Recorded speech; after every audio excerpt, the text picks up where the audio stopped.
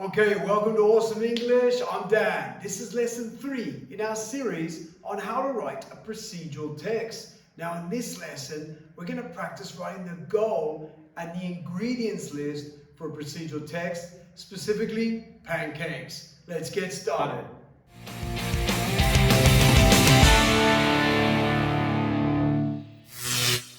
Alright, let's check in on our awesome checklist for today's lesson. These are the objectives we want to achieve. It's our roadmap to success. So the first one is to review the macro and micro structures of a procedural text.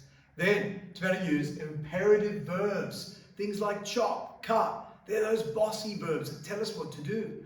The next one is to experiment with measurements. Because we're doing ingredients and recipes, we're going to need to know cup, tablespoon. What measurement are we going to use? The next one is to be able to identify the micro features in a procedural text. Can you spot the imperative verbs? The next one, the final one, is about to innovate and put ideas into our own words to create our own ingredients list. Okay guys, over to you. Let's keep going. Okay, now before we start writing our ingredients list, let's do a little recap and maybe a think, pair, share. So if you're in class, you can talk to the person next to you. If not, you can brainstorm at home. Can you remember the structure of a procedural text? What are the micro elements or text features that go into a procedure? Spend a few minutes now, see if you can remember. Go!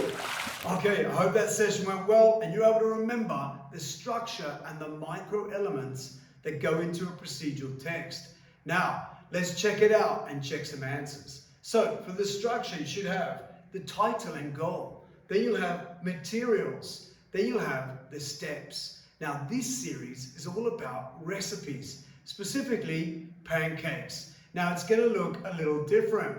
We're going to have the goal, which is to make pancakes. Then, we're going to have ingredients. What do we need to achieve that goal? And then the next subheading in our procedure is going to be the method. Which steps are needed to make the pancakes? Alright guys, let's learn more. So let's review some of the micro elements that go in a procedure. Maybe you got some of these bad boys when you're doing your think, pair, share. Things like goal, chronological order, present tense, adverbs of sequence. All these elements make an awesome procedural text. Alright, let's get going. Alright, so let's do one together. Here's an example of an ingredients list and a title, a goal for pancakes.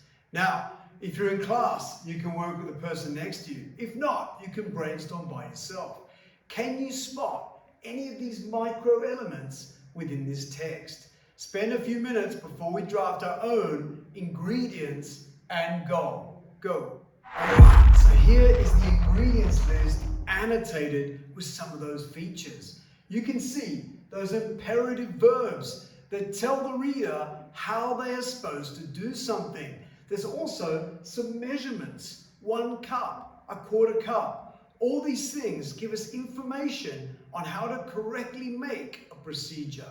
Now, over to you. So use this example to help you make your own ingredients list for a recipe.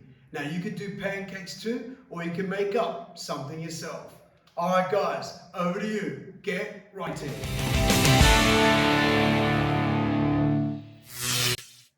Don't forget to tune into lesson 3 in this series where we're going to write the method for a recipe, pancakes. Alright guys, I'll see you next time and remember to stay awesome.